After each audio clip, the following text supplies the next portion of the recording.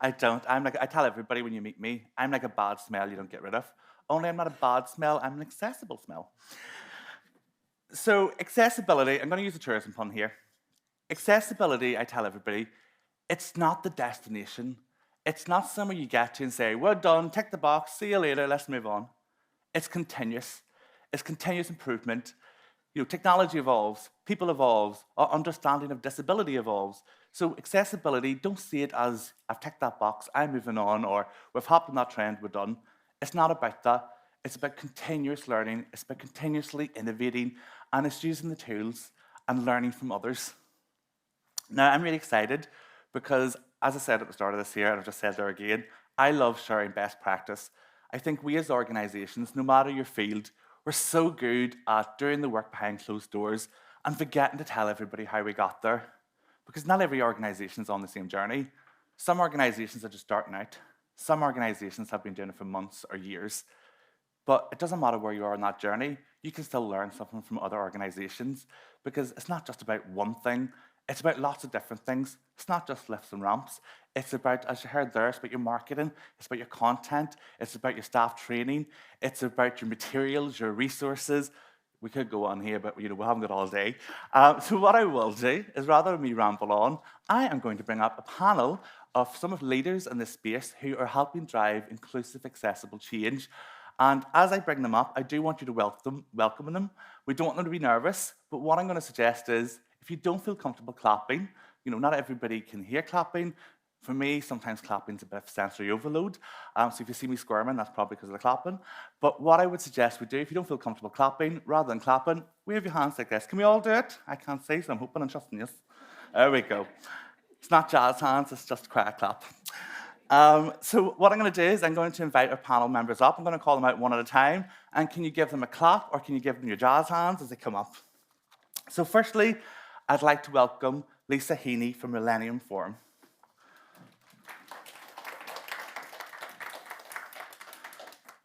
Hi, Lisa. Next up, we have Kyleigh, who is from the May Murray Foundation.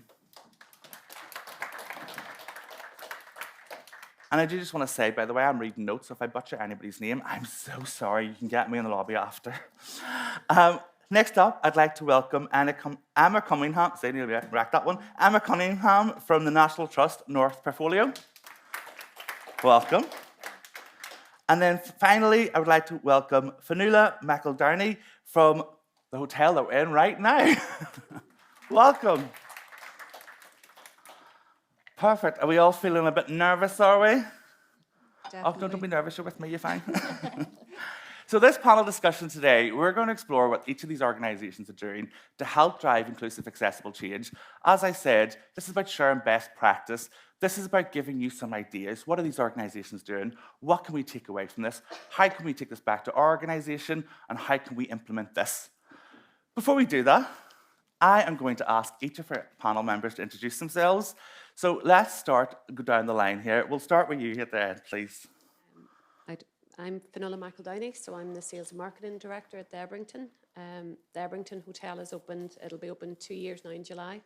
So we have, this last 2 years have just gone so quickly for us, but do you want to No, our journey? Is that all right? Just your introduction. We just want to know Okay. who we're talking to today. And Fionnuala's also offered to show me another suite after this about engagement, because I don't know about anybody else, but this hotel is stunning, isn't it? Stunning. Let's go to our next panelist for a quick introduction. Hi everyone, I'm Emma Cunningham, so I'm a General Manager for the National Trust, and the area that I cover is from Mussenden Temple all the way to Cushendun, so it's quite a big, long, thin stretch of coastline. Lots of tourist attractions along the way. I was going to say I'd be there multiple times a year myself, so I cannot imagine the number of visitors coming through the North Coast. Next down, please. Yeah, my name is Kyleigh. I'll not penalise you for the pronunciation. Oh, no. I'm Chief Exec of May Murray Foundation, and we're a charity founded 10 years ago. Our chairperson's daughter was born with quadriplegic cerebral palsy, and growing up she had very few opportunities to take part. She wasn't able to go to the park, to the beach, she wasn't able to go to any social clubs due to her needs not being met. And although there are more laws and strategies now than ever before, we found that because people with lived experience weren't actually creating the solutions to the barriers faced, that they were never fit for purpose. So that's why May Murray Foundation was set up 10 years ago, to start creating solutions to barriers. And we now support over 3,000 families, which is increasing every day. And the number of projects that and people that we help is just soaring at the minute. So Absolutely incredible. And we tell everybody, you've heard this multiple times today already, lived experience is so vital to this conversation.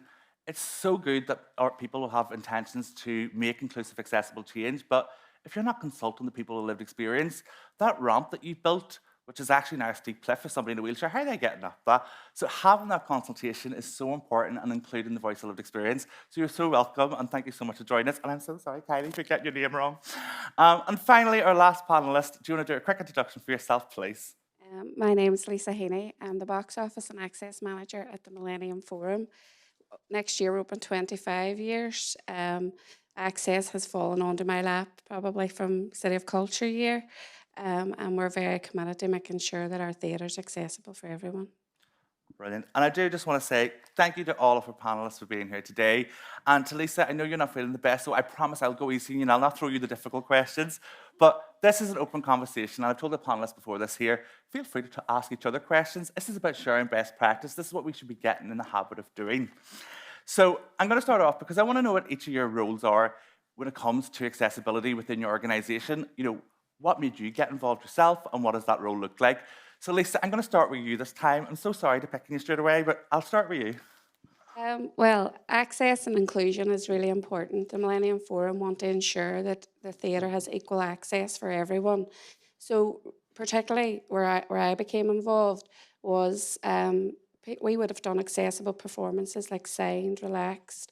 But in 2013, in the City of Culture, before that, we got an access audit done, and it highlighted things that we needed to change in our building. But there was more than that. It was attitudes that needed to change. So we really embraced that. And to be honest, we're very lucky in that we got together and we have an access working group, which are people that are living with a disability, people that are caring for disabilities, staff members, board members. There's a real buy-in from everyone because it's more than the right thing to do. You know, there's simple things that we can do. Like obviously there's things in our audit that cost thousands of pounds, and without the help of the Department for Communities, PHA and Derry City and Strabane District Council, we wouldn't have been able to make some of those changes. But other things like staff training, like for instance, dementia friendly. We were the first theatre to become dementia friendly. We won the dementia friendly organisation. We did a relaxed and dementia friendly performance. Our staff were trained. Like one of our major issues that was pointed out in our audit was that if you've attended the Millennium Forum, we have marble everywhere, and that's seen as very slippery surface for particularly someone with dementia. So that unfortunately that's not something that we can change. But what we did to overcome that was train our staff. So therefore they're able to identify, maybe if someone comes in and they're in the early stages of dementia, you may find how they approach or they'll look at the floor, where our staff know just through the training that we have received from the Old Library Trust. And again, it's working with organisations that help you, and they're able to identify things. And it's just literally even things like we have picture signage, which is really important, and it doesn't cost a lot of money. Whereas there's like a seat with us that's marble, and someone maybe with dementia won't realise that seat, that is a seat. So we have a picture saying seat, and you know, so it's simple things that make a massive difference to people's lives. We've lots of people that attend that are non-verbal, and we literally have a menu and it's pictures, and they can point at the pictures. So simple things can be done, and it makes a massive difference to lots of people's lives, to be honest. That's incredible. And something that's gone through my head as you were speaking there is, I think with accessibility, and I said this before, is people seem to think it's a tick box and you tick it, it's done. When really accessibility is about creating alternative ways for people to engage. One of the prime examples I use of this here, and you've just done it talking about a menu or those signages having those signs, is think of an image. You know, if you have eyesight, you can see an image. It's easy to see. You've got that. Well, if you don't have the eyesight, how do you see that image? Well, the second way to do that there, use a photo of it and a simple word which just says what it is. Also, third way, alt text. If you add alt text to an image, a description of that image, there's your third way of doing it. Your fourth way, if you want to go really fancy, use an image description, slightly longer than alt text. Again, helps somebody who's visually impaired or blind engage with that image. But it's about creating alternative ways. There's no one way to be accessible. It's about different ways of finding ways for people to engage with things that includes them. Absolutely love that there. Kyleigh, I'm going to come to you now. I'm just going to go up and down this line to make it easier for me. Kyleigh, over to you. So tell us a little bit about your role with accessibility and some things you're doing. Yeah, so just over 10 years ago, our chairperson's daughter, Talia, really wanted to go to the beach. And we thought we would approach our local council. This is before May Murray Foundation was founded. We thought we would approach our council and see, you know, what could be done about it, and how we could get her on. And just to set the scene, she's a power chair user, non-verbal, and so her chair doesn't go on the sand. So anyway, we met up with a few different councils, and they were telling us about the different work that's going on in terms of accessibility. And one of the staff said, we've just got funding to make this beach accessible, and we're putting a glass window in so that people can look down onto the beach and see everyone. So there was clear misunderstanding as to what A, accessible was and B, inclusion is. And that's why we thought we just need to do it ourselves. We need to go out and show what a really good example of inclusion really is, how everyone can be involved. And for us, accessibility isn't enough. You know, meeting building regs isn't enough. We have done studies, and 60% of our members have said that without changing places' toilets, they can't actually enjoy any tourist activity in Northern Ireland. So if you don't have those toileting facilities and someone has to change or toilet on a dirty floor, 60% of our membership can't go to your venue. So that's really where May Murray Foundation come in, and where my job comes in is really, if you contact me and say, you know, how can we overcome the barriers to make sure that your members, people with the most complex needs, can take part and get involved, we're happy to take that call. We're also happy to look at innovative solutions, things that don't necessarily cost the earth. And hopefully Emma can testify to the fact that we've helped her with that. Go ahead, Emma, will you respond to that? Yeah, so Kyleigh and I have worked quite closely together, particularly, well, in a number of sites actually now, but Port Stewart Strand is one that springs to mind for me. So we were approached by Alex, who's the chairperson of May Murray Foundation, about Cushendun initially, but we got talking about Port Stewart Strand, which I'm sure lots of you know is a beach that people can drive onto. It's really popular, but it's only had male and female toilets. And Alex was really clear from the outset, if you want to be more inclusive, you need to look at the toilet setup. You need to, you know, it's about dignity, isn't it? It's about making sure that everyone have the basic infrastructure, the basic needs and facilities to go about their day-to-day. So it was a really complex project, even though it sounds straightforward, because Port Stewart Strand is so highly designated for its nature value. So we only have the footprint of what is there, and we ended up making changing the whole layout of the toilets so that we had gender-neutral toilets, and that also enabled us to have transgender-friendly toilets as well, which was a huge added benefit from a personal perspective. It's something that's quite a bugbear of mine. But it also allowed us then to develop a changing places area and a storage space for us to have beach chairs so that people can access and go for a walk on the beach with their family. And one of the best, I guess, pieces of feedback that we got about those toilets and the ability for people to access the beach was from a mum, and I'll probably get emotional because it really does, always pulling my heartstrings, from a mum who had an older teenage boy, and as a family unit, they had never been able to take a walk on the beach. And suddenly they were able to do that because we provided the Changing Places facility, which are 365 opening or 364 opening, whatever, all year round, because, you know, disabilities don't just stop at the end of the summer season. So people can access the beach, they can go for a walk with their families as a unit, because most families, a lot of families have mixed abilities. So that was something that was really touching, and something that, you know, we continue to grow year on year with Kyleigh in particular, and the May Murray Foundation. We're constantly looking at how we can develop our programming, make it more inclusive, because it doesn't just stop with the infrastructure. You have to look at everything you offer and making everything more inclusive. So, you know, we have litter picks on the beach, we have Santa on the beach, we have festivals on the beach, we have now at Mussenden Temple, we have a little stair climber. We bring in a mobile because we don't yet have a Changing Places facility there. There are ways around it, and you have to be creative, but there are people that can help you to find the solution as well. And that's the biggest takeaway, I think, that I can give is, you know, don't be afraid to ask. Don't be afraid to ask what's needed, and always bear in mind who is using it.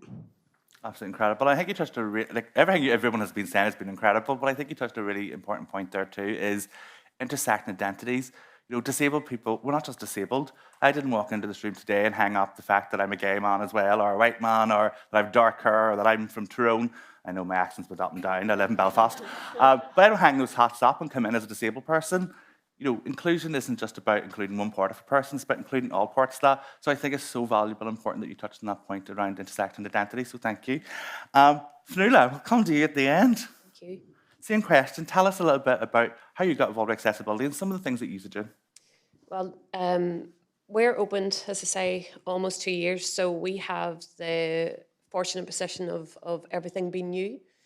So legislation and you know, that whenever the build was being done, we made it as accessible as possible. A bit like what you were saying, that it's nearly like a tick box exercise sometimes, that you think, right, we've done that.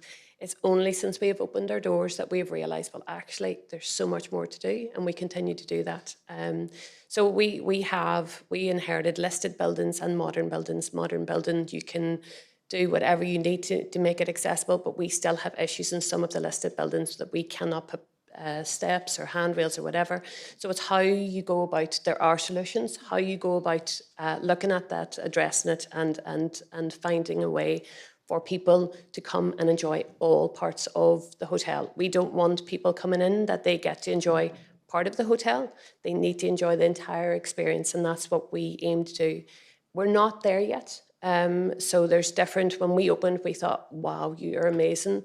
Everything's accessible, ground floor, and we've put in these lovely platform lifts that they're steps at the minute, and then you push a button and they go into a ramp.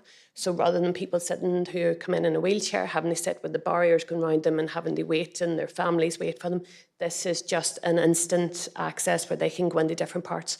We thought, fabulous, we're doing so well. We had signage up. It's only since we've opened, and we're working with MenCap and we're working with the Now group. And we've had groups in, and we've got teenagers coming in with different issues. And they've actually been using us as a case study. So rather that the accessibility survey, they're doing it for us on a very realistic level. And they're putting forward issues that we didn't even realise that we had. So we thought, right, reception desk, it's lowered, people coming in, wheelchair users. We had few members of staff, they can do sign language. We have put together a group in-house that they're really keen, because I think there was a fear with some of our staff as to, you know, yeah, somebody comes in a wheelchair, we can address that because we know what to do, but then there's all the hidden disabilities that some of our younger probably members of staff were probably better than the older members of staff.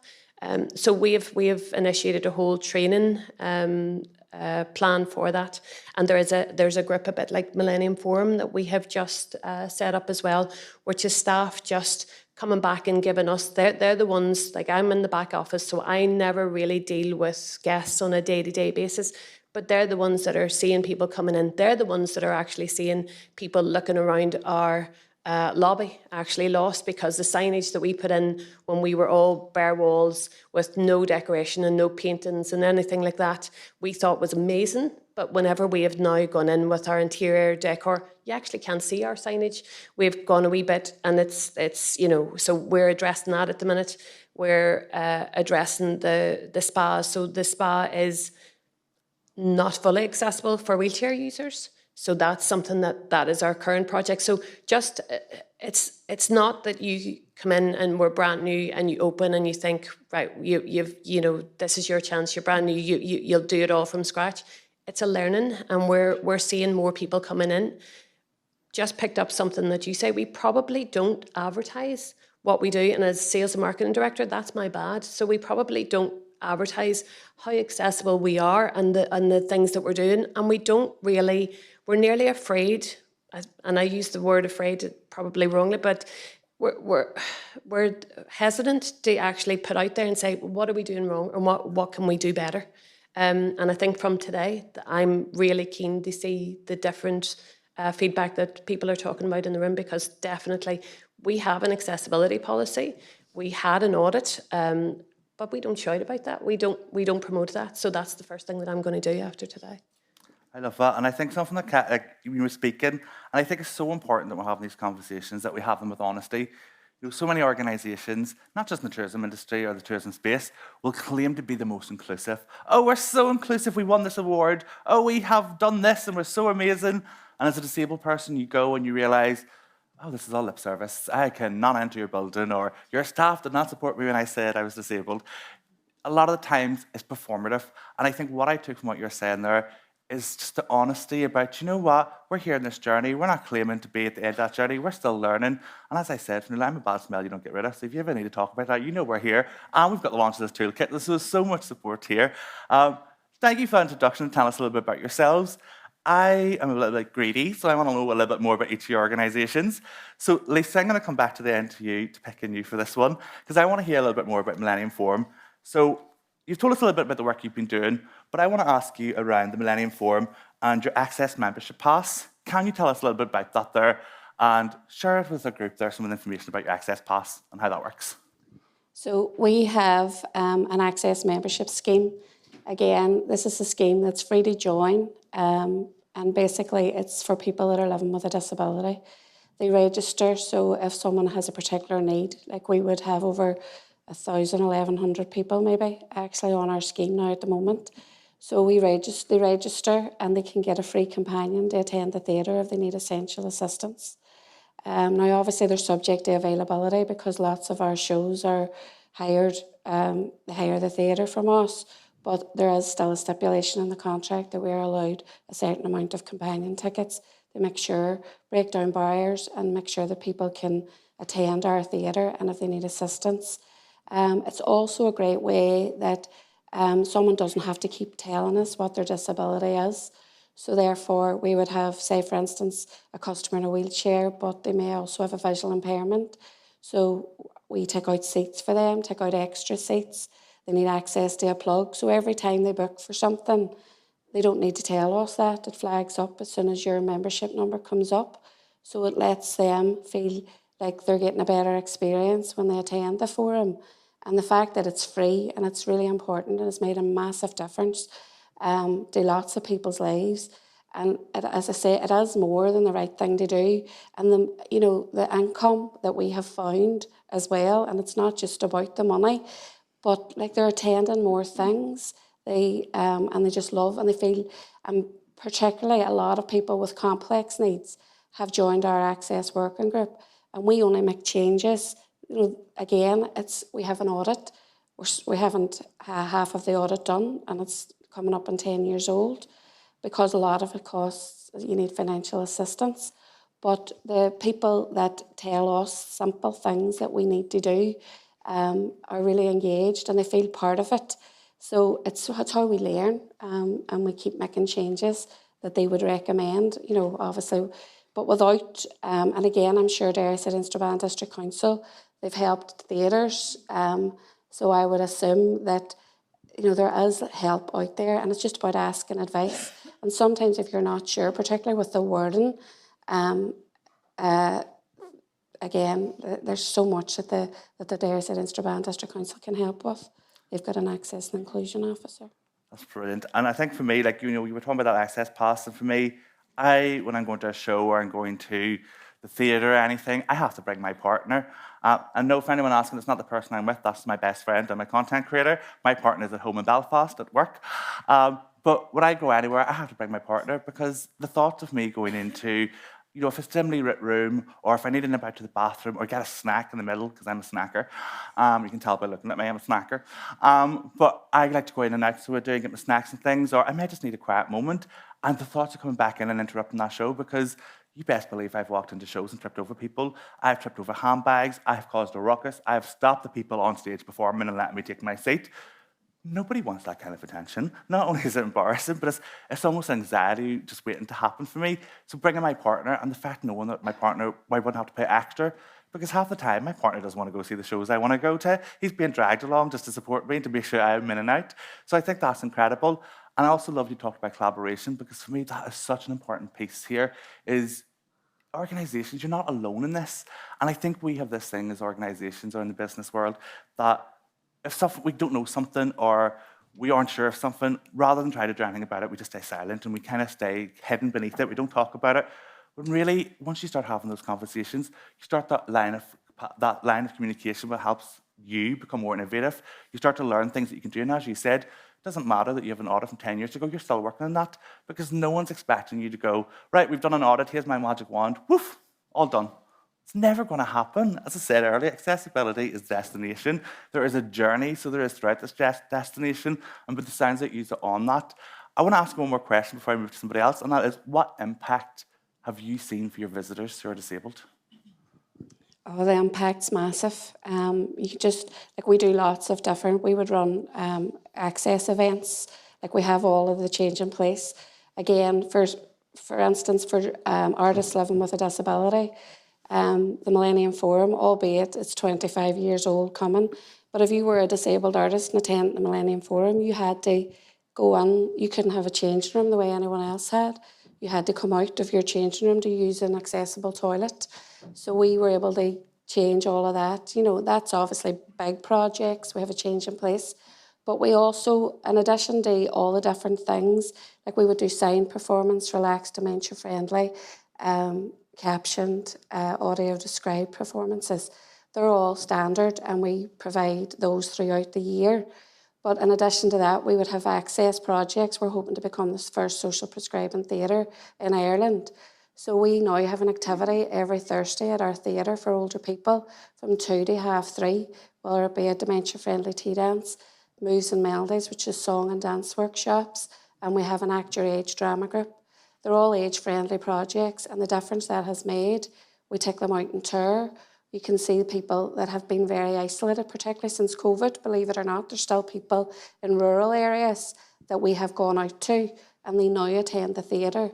We have Macathon. We were the first theatre to become Macathon friendly. Again, it's something that I don't think there's great awareness about. And again, it can be just signage, staff training. There's a local lady called Anna who would do Macathon.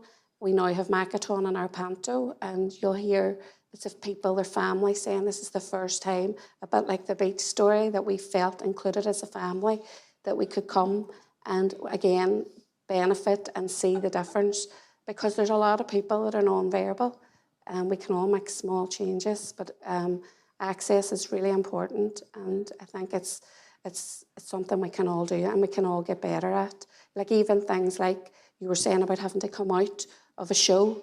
Again, it was our access working group told us about, you know, you should have a quiet space.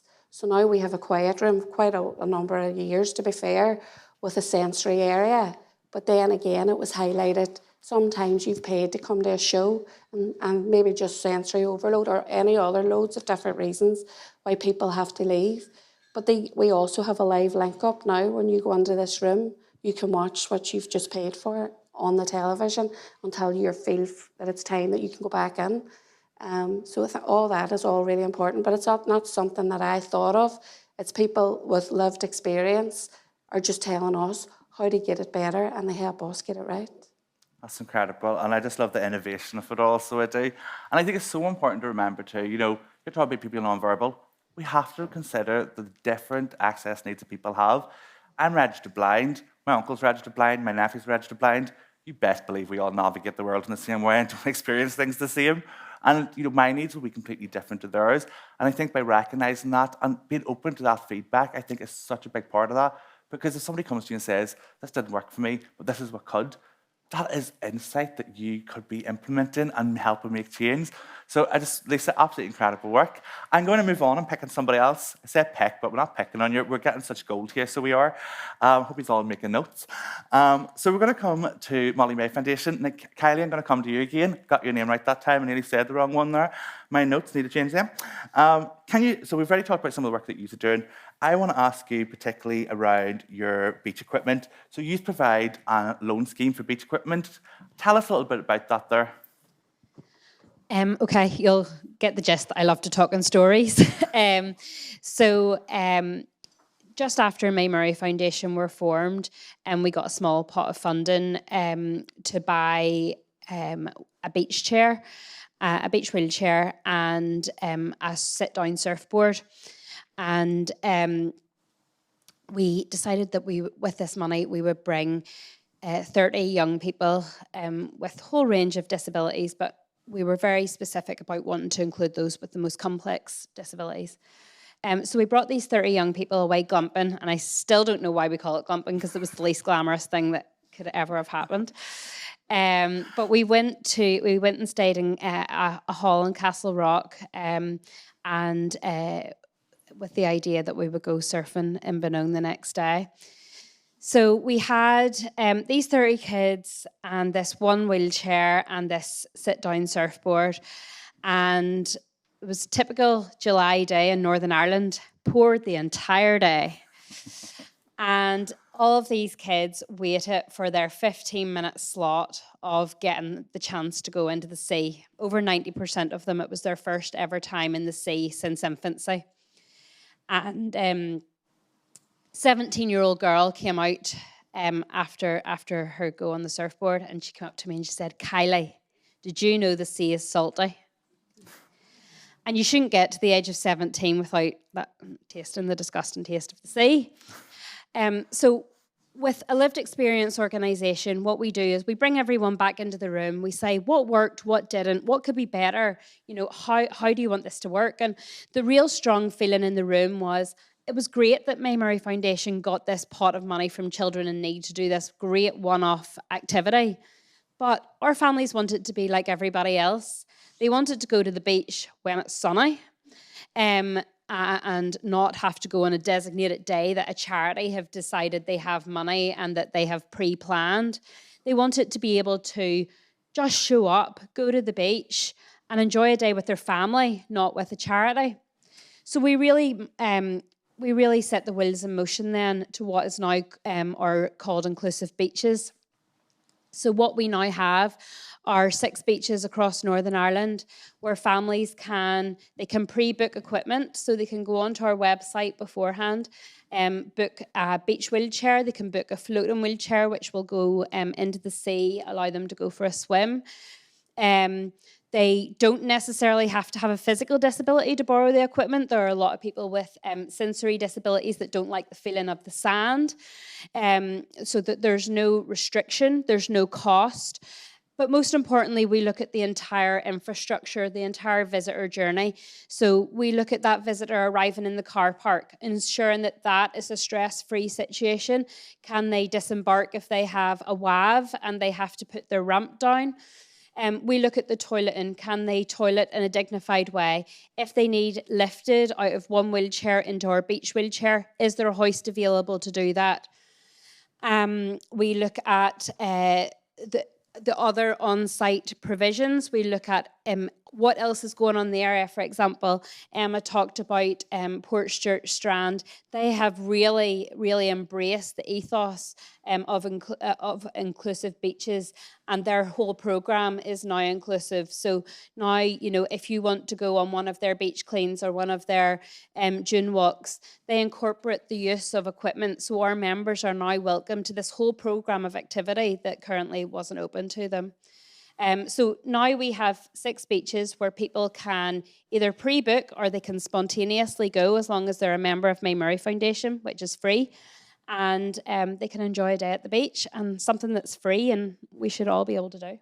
100%. I do love the beach, so I do, but when you're talking about the sensory side of it, see, eating on a beach, the sand, the thought of sand in my sandwich, even standing here, like, I just, no. I'll not be able to go to the beach now all summer. I love that, and like, I don't need to ask you this question because you kind of shared some light on it earlier, but I'm going to ask you anyway. What's that impact like for people? The impact is vast. In Emer's presentation earlier, you saw a guy called Bill, who actually has had a caravan up at Benone for over 30 years. His adult son has Down syndrome, and the thing that his son loves to do every day is go swimming. And Bill, for 30 years, has said goodbye to him at the caravan door, and they go off, and the wife and son would have their day. And for the last 8 years, Bill has been able to join in with the family. He's been able to go for a swim in the sea. He's even went surfing, things that he never thought were possible.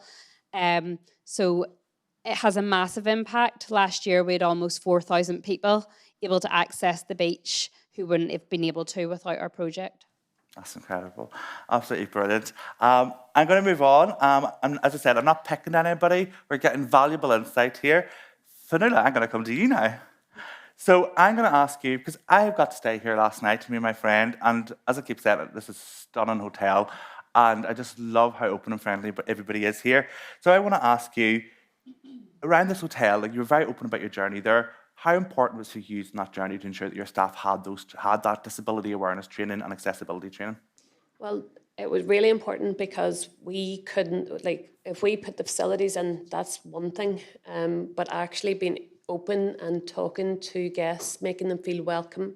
When we were open about 2 weeks, we had a lady come in and said that her world had shrunk because she was now in a wheelchair. So she was so looking forward to having somewhere that she could come in and actually spend time with family. And that, I think, struck a chord with our reception team.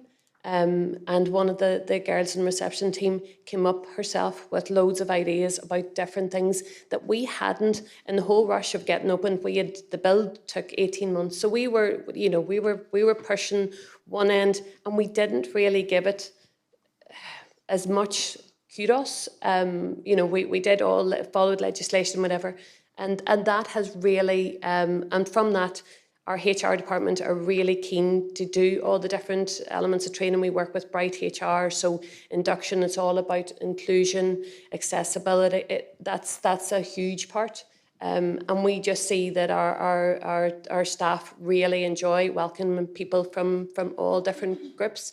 We have a couple of schools that come back again and again. Again, because they find it safe. We've got the facilities here. And we've worked with them, and you learn from them.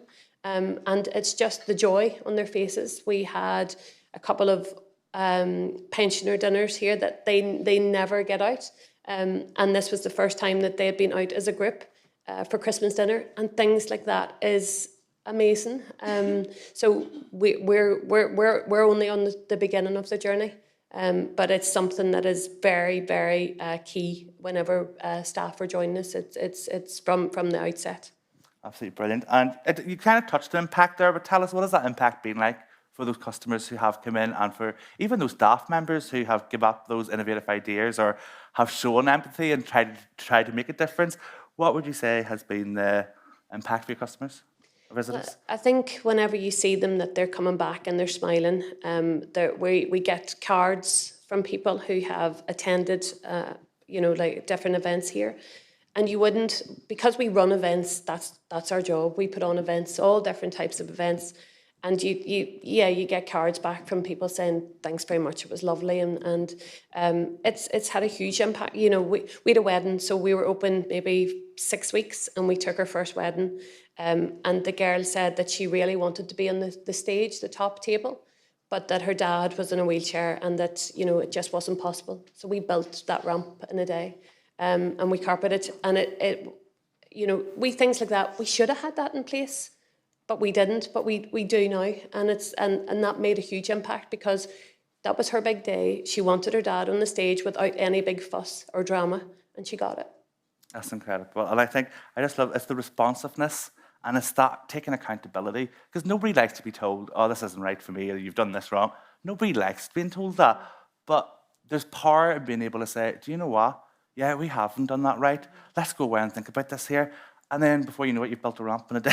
Like, it's that innovation that really makes such a difference. I'm conscious that, don't worry, we haven't missed you in purpose, Emma, I promise. The reason I left Emma to last is because, Emma, I'm going to ask you a question that some people may be thinking in this room. People may have a perception that, well, actually, I'm not going to be able to make this space accessible. And I'm going to use the Giant's Causeway as an example. Most people may think, oh, well, the Giant's Causeway, how do you make that accessible? It's rocks, or there's a lot of walking. How do you make that accessible? So my question to you is, how do you make a space like that accessible, or how do you go about trying to make that space accessible and its facilities? I think the Giant's Causeway, whenever it was constructed, so it used to be just a green shed, that definitely wasn't accessible, and it was a wooden shack basically in its initial iteration, and when they designed the building, so it was a design and build from scratch. They always had thought, I'm saying they at that time because I wasn't about then, but the concept was always with accessibility in mind. So Giant's Causeway has an approach that's on one level. It has gentle slopes within it. There are hearing loops at the reception desk and at the booking office. There are audio guides in all different languages. We have guides that are trained. So we have really great pre-booking information, which is critical. And a lot of our interpretation would be lowered so that anyone, whether you're in a wheelchair or you're in a buggy or you're a child, can access the interpretation that's going on in the centre. And we're constantly, it has a changing places as well, of course, but we're constantly trying to improve, and we know that there are improvements now to be made as well.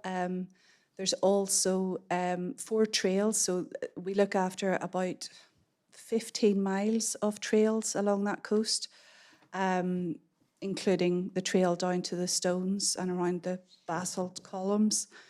And one of those walks, loop walks, close to the centre, the visitor centre, is DDA compliant, so stop-offs along the way, beautiful viewpoint over towards the causeway.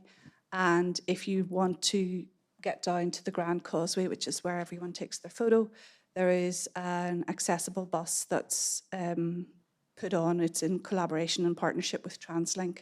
So you can just get on the bus and get transported down and up again if you wish, whether or not you have additional accessibility needs or not. Fantastic. Now, I'm not going to ask about impact because obviously Northcote used to get so much impact, so many visitors. So instead, I'm going to ask you a question about your website, because one of the most important things for me is wherever I'm going, whether it is the Giant's Causeway, the Millennium Fort, wherever I am going or coming here, I like to go have a nosy at the website. As I've alluded to earlier, most websites are not accessible, but when they are accessible, one of the things I look for is accessibility information. What's on offer? What is actually here to support me? Can you talk to that there and the importance of doing that there, and maybe just give some examples of that? Sure. I think it's key, isn't it? I mean, it's key for anybody that's planning a big journey or a trip or a day out.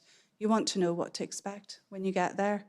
It's even more critical whenever you perhaps require additional help when you're there, or you have mobility concerns. So I think a lot of us do put in the good work and the infrastructure and forget that people will need to know this. So we leave it up to chance that they happen to stumble upon our brilliant accessibility. So we are learning, actually, within the National Trust, we're learning how to improve our accessibility online before people visit. It's not perfect. It's in train, I would say. So all of our sites will have access statements that anyone going on to the site can visit, so they can see what's available, what needs pre-booked, what the routes are, how difficult they are, because we have a lot of listed buildings that, you know, don't have acres of land or loads of room to build gently sloping slopes. So you do need to do your homework before you visit, but I think it's just so critical to have that information presented in a really relevant and truthful way, because you can bet that that will attract new people to come and visit. And if they have a great experience, they'll spread the word, they'll talk about it. If they have a bad experience, they'll talk about it even more. And that's so true with the disabled community. You know, if we find something that is accessible, now I'm not going to quote the statistic because my ADHD brain is terrible with numbers. I don't want to give you my mobile number. But with disabled people, we're more likely to recommend services if they are accessible. You see higher levels of retention, people continuing to come back, continuing to leave feedback. And you're right, if we have a bad experience, and there, you know, a lot of times if I've had a negative experience, I reach out to the organisation, and it'll depend on their response, how I then go ahead. If you're going to respond to me and completely brush me off, you best believe I'm telling my granny, my auntie, my uncle, my granny's cousin down the street. Everyone's going to find out, and my community's going to find out. But nobody wants to go out of the way to have to give bad news. So if you get it right in the first place and allow people to have that information to make that informed choice, well, do you know what actually, I think I can do this because the information's here, makes such a difference. Now, I'm conscious that we are coming to the end of the panel, and I want to ask a question, because as people in this room, you've heard so many amazing insights there from everybody. Thank you, everybody, for sharing. But I want to ask this one question before we close, and it wasn't on the script, so I'm so sorry. But my question is, for you individually, what has been the biggest lesson learned for you and for your organisation, maybe? And because I said 5 minutes left, about a minute each. No pressure, I can't see the clock to time it. Let's start with you, Fionnuala. I think we came in quite naive. I think we didn't really realise, you know, we thought by making ourselves accessible, that meant that, you know, we allowed people to come in and use, you know, it was flat, it was whatever. It was all the other different elements. I think we were very naive. So it has been, but I am really encouraged by our staff who are pushing us forward. And like, it's tremendous. It's, you know, and without them, we probably would have done it, but we wouldn't have done it as quickly. I love that. And I just love the honesty about that journey, because it's so important to be realistic where you are. Fantastic. Emma, to you again, same question. I think National Trust was set up as a charity way back when, and its whole ethos is founded in providing access to nature, beauty and history. And for so many years, we missed out on a huge segment of society. And I think my biggest takeaway is that our world is becoming more diverse. Every day it's more and more diverse, and we need to continue to evolve to meet the needs of all of those people everywhere, everyone, to make them feel comfortable, whether that's working or volunteering or visiting, to make them feel comfortable participating, comfortable belonging, and feel included. I love that. So important. Kyleigh, over to you. Yeah, I guess my takeaway would be to listen to your visitors and listen to those who aren't visiting. You can learn so much from, I am in social media groups, accessibility social media groups of travellers who are just dying to come to Northern Ireland, but they can't come because there's no hotel that has a profile in bed or a hoist that actually allows them to be able to stay in a hotel.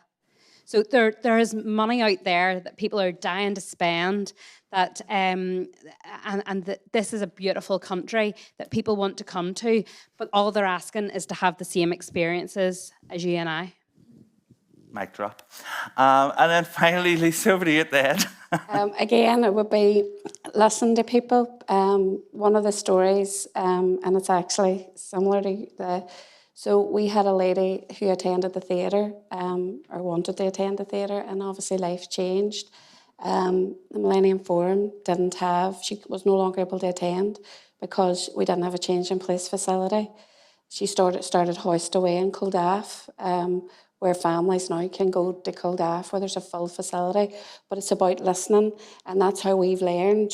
So I would think that the Millennium Forum, again, it was, for me, what I learned whenever it kind of, like obviously my role's box office manager when I started. So when I got the call from someone who was bringing a school group to the pantomime, and we didn't have a changing facility at this stage, and she asked, would we have a sofa that she could change, a 16-year-old? And I thought, this is not right. So and then you just found out, just by moving forward by access, the differences that you could make, and you just learn from everybody around you, and particularly people that are living with a disability give you great ideas. Absolutely love that there. And you're so right. Like, what I've taken away most in this panel is, like, for anybody here, there is a bundle of ideas you just heard there, and you haven't even looked at the toolkit yet. So there's so much information being shared here. But I think a lot of what I've heard here is about collaboration, openness, empathy, and innovation. Don't be afraid to try. The biggest failure, as I said at the start of this, is that if we don't try to make a difference, then we leave a generation of people behind. And I just want to say a massive thank you to our panelists. Can we all give them a massive round of applause? Please do network with them on the break. Go up, say hello, share what you're doing, ask for tips. Absolutely brilliant. We are coming up to a break now. I'm dying for a cigarette and some air, so I am. It's a very warm day up here. But what I would like to do before we kind of go on that break is we're looking at videos today of examples of good practice of inclusion and accessibility in action. So let's take a look at what Titanic Belfast is doing. Titanic Belfast. My name's Emer Carney and I'm the Associate Commercial Director at Titanic Belfast. At Titanic Belfast, we are a visitor attraction for everybody, so it's really important that we have all of the facilities and all of the things that people need whenever they come to spend a day here. The Purple Pound in the UK is worth about £250 billion, and it's definitely an audience that we don't overlook. We really feel it's so important that people with disabled and access needs, that they really have the equal opportunities to enjoy great days out with their family, to create those lasting memories, and that we really want to make sure that they can do that at Titanic Belfast. Belfast is known as being a welcoming city, and it shouldn't be any different for our disabled guests. It's such a perfectly placed destination in terms of it's already really compact, it's easy to get round, and we have such amazing bars, restaurants and facilities here, so we really need to make sure that Belfast is promoting itself and making sure that we are seen as a really accessible city. Visitor attractions like Titanic Belfast are already leading the way in terms of what we can do to make sure we really embrace everybody that wants to come to the attraction and make it accessible to them, and Belfast is perfectly positioned to do that as well. Titanic Belfast is a relatively new building. We only opened 12 years ago, so we were very fortunate that the building was accessible from the minute go, but we make sure that we're constantly striving to improve on that and to enhance our facilities here. We're currently putting in a changing places facility to really make sure that we are keeping up with what our accessible guests need, but it's also really important for us to make sure that our staff interactions and our staff engagements are there, so we do a lot of training with our staff. It could be through dementia, it could be through autism, whatever those needs are, we make sure that our staff feel fully supported to be able to engage and make their experience as good as it possibly can be. We have a lot of initiatives, including wristbands for guests to be able to identify themselves if they do need some special assistance. We also have all of the hearing loops and all of those facilities that people with accessible needs would expect when they come to a world-class visitor attraction like Titanic Belfast. But I suppose the key thing is that we don't rest on our laurels. Yes, we have an amazing business and an amazing venue, but we need to make sure that is followed through in terms of the experience that the customer gets when they get here, and our staff and the training and just that wider awareness piece is really crucial to that, and it's something we take very seriously. As a business, we also partner with Orchardville, and that's not only important in terms of getting those really great insights and feedback in terms of our facilities here, but it also supports us to be a responsible employer. And we have a number of clients of Orchardville who work with us on a regular basis across different parts of the business, and we really want to help them hone their skills and really build their confidence in terms of being in the workplace. And it's a partnership that we've had for many years, and we absolutely intend to continue. It gives the staff the broader awareness as well of what different people's needs are whenever they're here. So it really is a really valuable partnership for us, and something that we really feel impacts our business and our employer brand in a really positive way.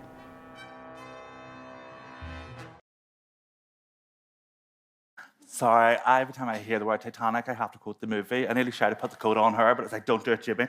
Absolutely incredible. Now, it is time for a break.